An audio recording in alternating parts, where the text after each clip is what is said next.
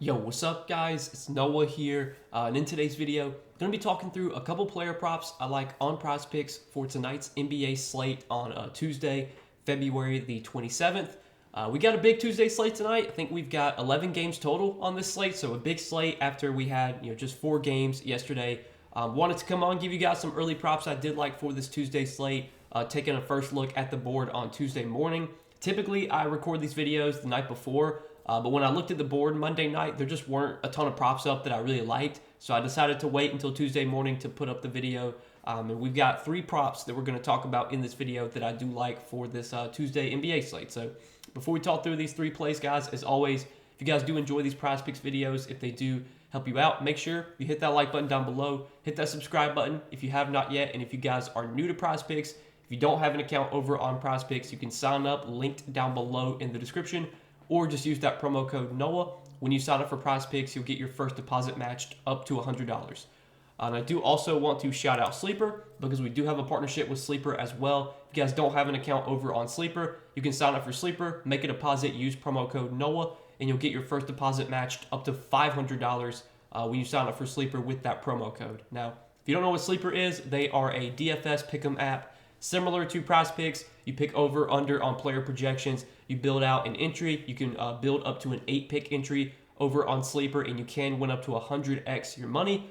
Sleeper does offer a lot of the top sports like NBA, NFL, MLB, NHL, college football, college basketball. All the major sports are available on Sleeper. And if you guys want to try them out, again, you can sign up, use code NOAH, get your first deposit matched up to $500. So check out Sleeper if you guys have not yet. But let's talk through the picks I like for this Tuesday slate. Now, before we do that, guys, I want to recap the 2 plays we gave out in Monday's video. So if you look on the screen right now, the recap of the 2 plays we gave out Monday, it did not go well. And I am going to start putting the entry on the screen. As you can see, it's to my left. I'm going to start putting the entry up on the screen just so you guys can see the plays that I took yesterday, see how they played out. Obviously, we'll kind of talk through things.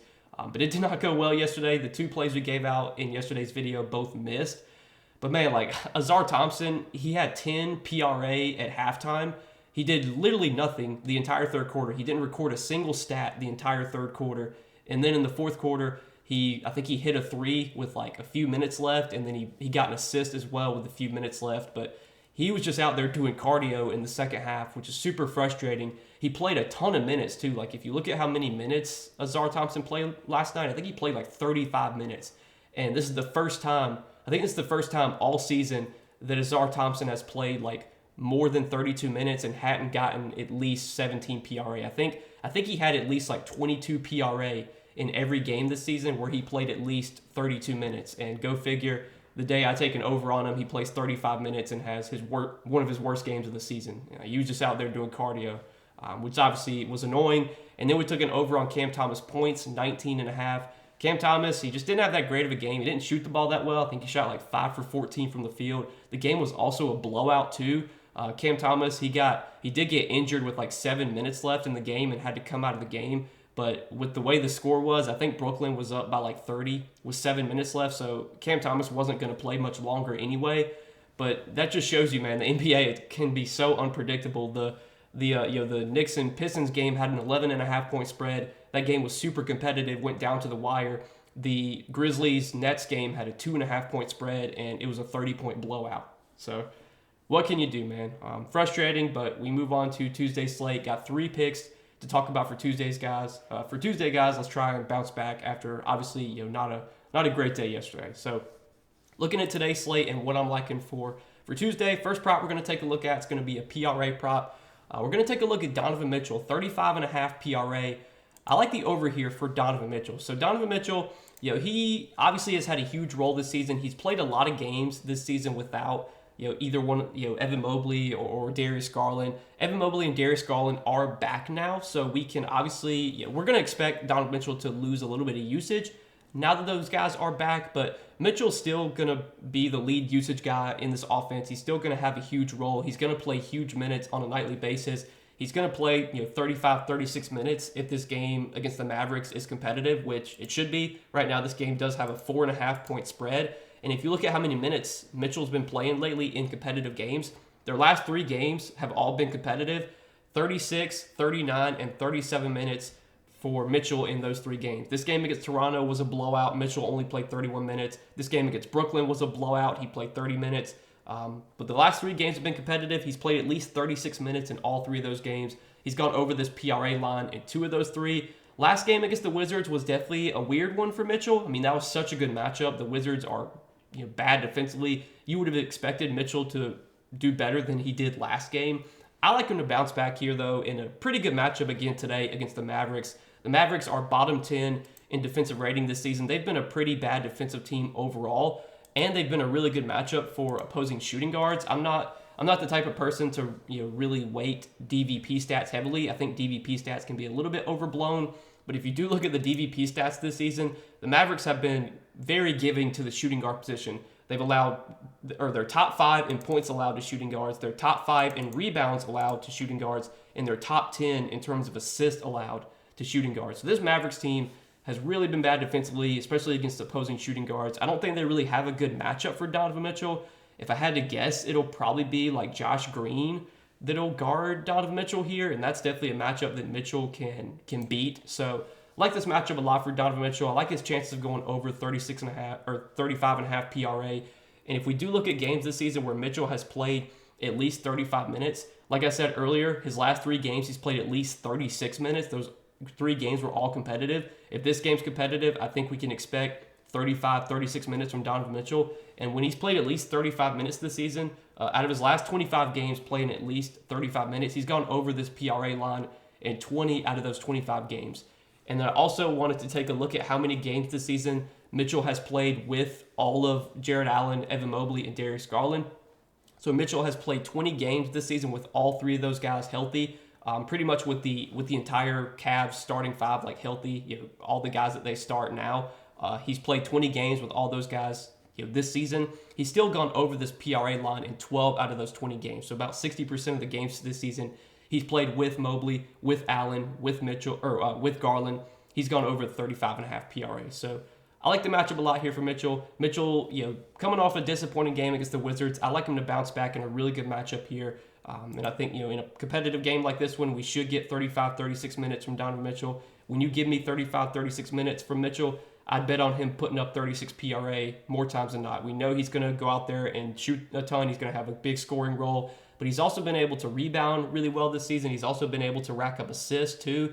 I mean, this season he's averaging over 5 rebounds per game. He's averaging over 6 assists per game. He's 3rd on the team in rebound chances per game. He's leading the team in potential assists. So, I kind of like a lot of Donovan Mitchell overs here. Like, I don't mind taking over 25.5 points. I think I like PRA, though, more. We're pretty much hoping that Mitchell gets 10 combined rebounds plus assists, which I think he probably will do. Over his last 8 games, he's had 9, 13, 10, 10, 9, 13, 7, and 15 rebounds plus assists. I like taking PRA more, just hoping, Mitchell gets, about 5 rebounds, about 5 assists. Maybe more than that. That makes PRA look a little bit better, but I don't mind taking over 25.5 points as well. I think it's a good scoring matchup for Mitchell. As we talked about, Dallas top 5 in terms of points allowed to the shooting guard position. And right now on DK Sportsbook, the Sportsbook odds, they do like the over on this PRA prop for Donovan Mitchell. Minus 130 right now on DK Sportsbook, favoring the over here for Mitchell. So that's the first play I like for tonight, guys. Next play I like is going to be a rebounds plus assist prop. We're going to look at Paul Reed, 10.5 rebounds plus assist. I like the under here for Paul Reed, so less than 10.5 RA. And let's talk through why I like this play. So if you look at Reed's game log lately, he's had some good games where he's gone over this RA line. He's also had some disappointing games where he has gone under. Paul Reed, over his last 8 games, he has been playing pretty good minutes as a starter. Obviously, he has been starting in place of Joel Embiid, and he's been playing about 30 minutes a night. Now, there have been some games where he's played lesser minutes, like against Washington one game, he only played 22 minutes. He only played 22 minutes against the Knicks. I think that game might have been a blowout. He also might have been in foul trouble.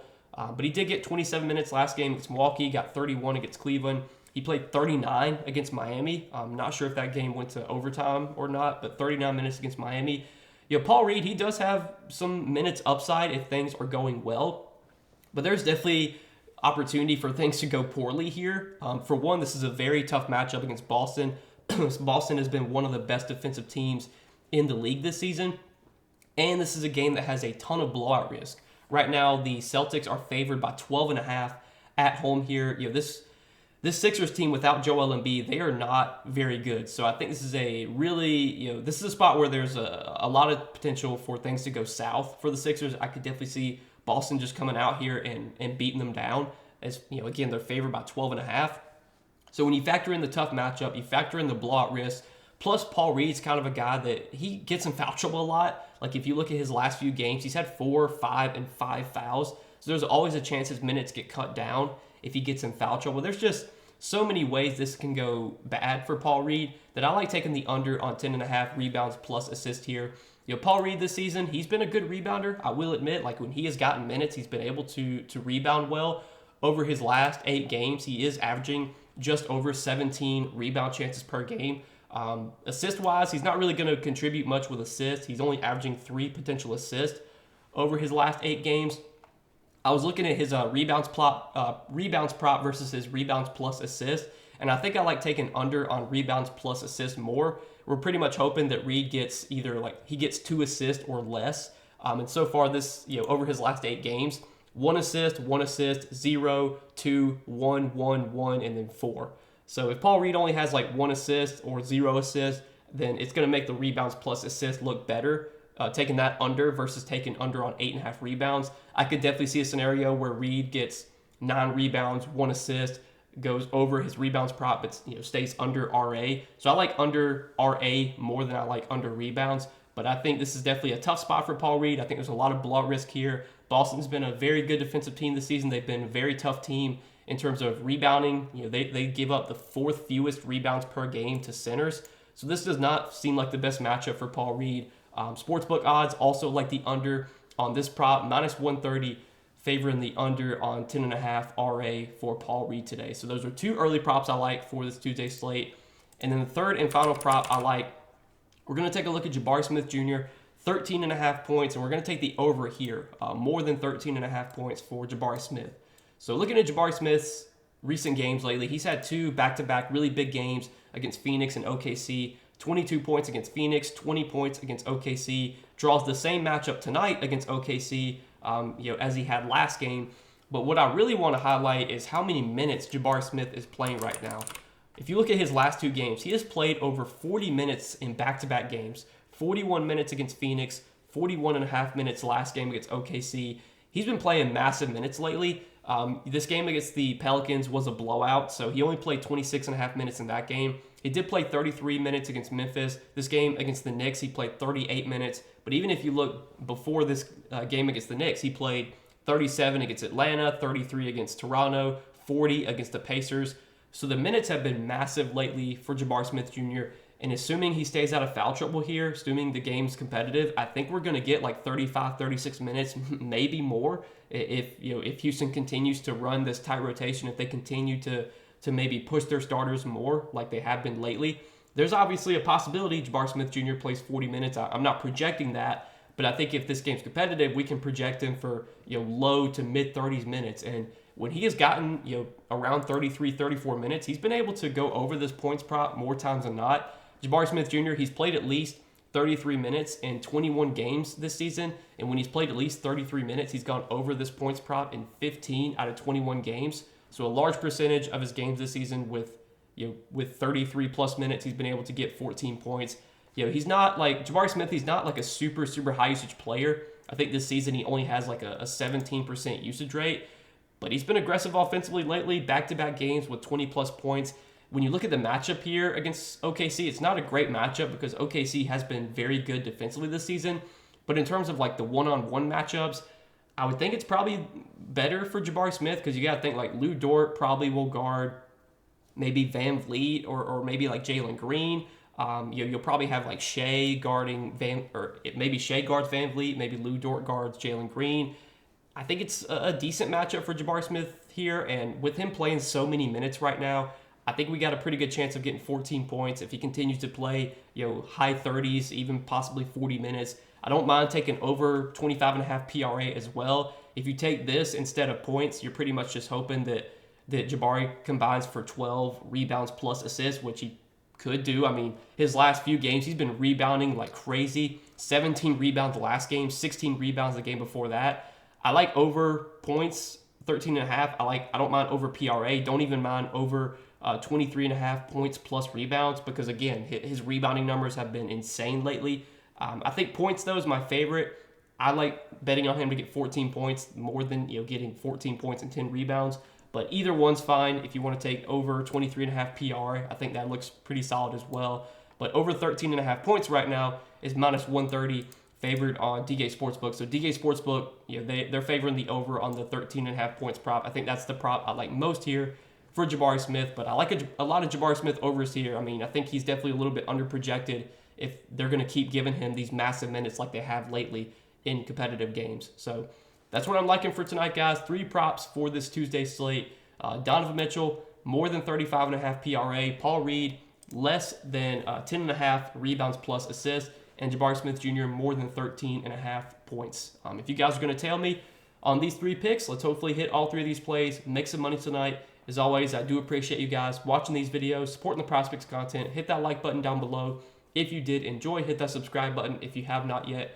And again, guys, go sign up for Prizepicks, linked down below in the description, or just use that promo code NOAH. When you sign up for Prizepicks, get your first deposit matched up to $100. But good luck tonight, guys. Thanks for watching as always. We'll see you guys in the next video. Peace.